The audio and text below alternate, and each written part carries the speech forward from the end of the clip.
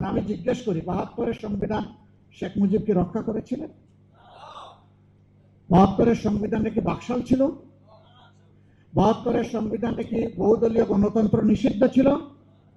যে শেখ মুজিব নিজেই ৭২-এর সংবিধানকে জায়গায় রাখলেন না, আপনি নতুন প্রেমিক কোত্থেকে আসলেন? জিয়াউর রহমান সাহেবকে এই সংবিধান পরিবর্তন করেন নাই? মরহুম নেতা এম.কে. আনোয়ার এই জাতীয় প্রেস ক্লাবের এই হলে বসে তিনি একটা আলোচনার সময় বলেন নাই যে জনগণের সরকার কায়েম হলে এই সংবিধানকে আমরা ছুঁড়ে ডাস্টবিনে ফেলে দেব? তিনি এইরকমই বলেছিলেন অঙ্গভঙ্গি করে। মরহুম সাবেক প্রধানমন্ত্রী বিএনপি চেয়ারপারসন বেগম খালেদা জিয়া কি বলেন নাই যে জনগণের সরকার কায়েম হলে এই সংবিধান থাকবে না? তাহলে আপনারা কি তাদের চাইতে বেশি ৭২ সংবিধান প্রেমিক হয়ে গেলেন? এই সমস্ত জিনিস ভালো না, ভালো লক্ষণ না।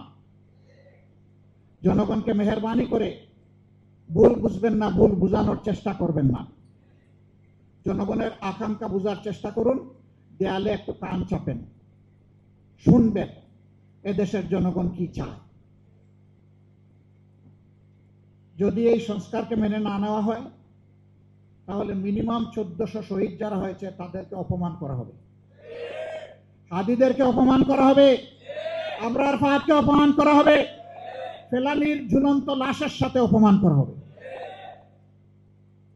এ কাজ করতে যাবেন না। বেঁচে থাকা জিন্দা শহীদ জুলাই যোদ্ধারা তারা এটা মেনে নেবে না। জুলাই যুদ্ধে ১০০ নয়, ২০০ নয়, ১০০০ নয়, ১০,০০০ নয়, ১ লাখ নয়, ২ লাখ নয়, জুলাই যুদ্ধ ছিল কোটি কোটি।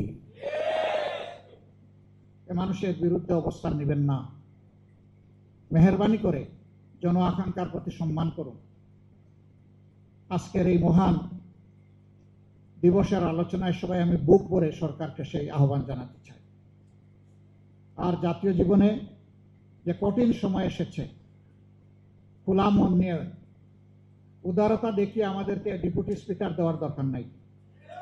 উদারতা দেখিয়ে জাতীয় সমস্যা সমাধানে এক জায়গায় একসাথে বসে। এটা সংসদের ভিতরে হবে না, কারণ সংসদের ভিতরে সকল দল প্রবেশ করে নাই। এদেশে যারা অন্যান্য দল আছে তাদের অবদান আছে এই দেশের জন্য, মুক্তিযুদ্ধে আছে, ২৪-এ আছে। এই তাদের সবাইকে নিয়ে বসে কথা শুনেন, ডিসিশন তো আপনারাই নেবেন। অন্তত খোলা মনে পরামর্শগুলো শুনেন, কে কি বলতে চায়। আমি আশা করি জাতি উপকৃত হবে এবং আপনারাও দিশা পাবেন ইনশাআল্লাহ।